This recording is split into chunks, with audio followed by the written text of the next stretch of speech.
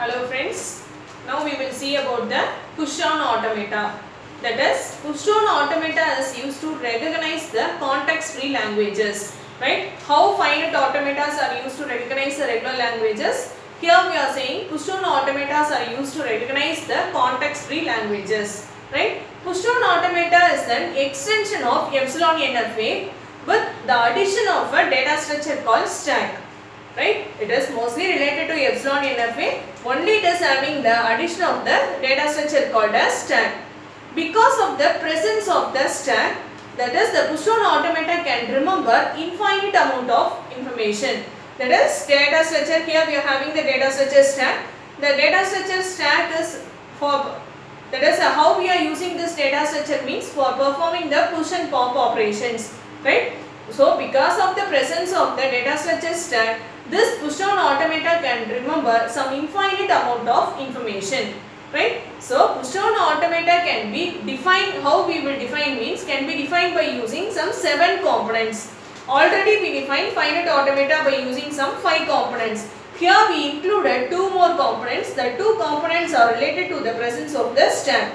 One is for representing the symbols. Right? That is set of stack symbols that is represented by using this pi symbol. This is for representing the set of stack symbol. And this is for representing the top of the stack. Already we know that is based on this data structure, only based on the top of the stack all the push and pop operations can be performed. Right? So in order to represent the top of the stack, here we are using this Z0. Z0 is for representing the top of the stack. Initial top of the stack is called as Z0. And this pi is for representing the set of stack symbols. Right? The remaining 5 components are same what we defined in the finite automata. Q is the finite set of states, summation set of alphabets, set of stack symbols. This is a new alphabet, new symbol. Next one is del, set of transitions. Z0 initial top of the stack. F is the final set of final states. Right? And here how we are writing the transitions means del of the start state of the transition, comma input symbol, and this is the top of the stack. Right? 3 components. What are the 3 components? Start state of the transition, input symbol and top of the stack. That leads to which state? Here we are making transition from the state P to Q. So here Q, comma, new top of the stack. New top of the stack after accepting the input symbol A. So this is the format for writing the transitions in push-on automata. State, input symbol, top of the stack. That is end state of the transition, comma, new top of the stack after accepting the symbol A. Right? This is the format for writing the transition. And this transition can be represented in the graphical notation by from P to Q we are making the transition. From P to Q we are making the transition. And here what is the input symbol?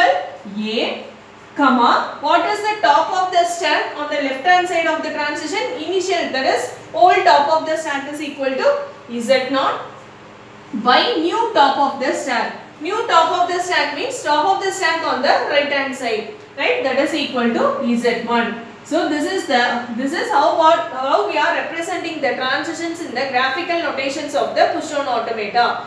We are making transition from the state P to Q for the input symbol A with top of the stack Z0, and after the accepting the input symbol A, the Z0, that is top of the stack will becomes Z1. So old top of the stack, new top of the stack, and this is the input symbol. This is the how we are representing transitions in the graphical notations of the push-on automata. And how all these operations can be represented means, consider this, the components of this push-on automata structure consist of one finite state control, stack and set of input symbols. Right? Set of input symbols. The finite state control reads one symbol at a time, one input symbol at a time.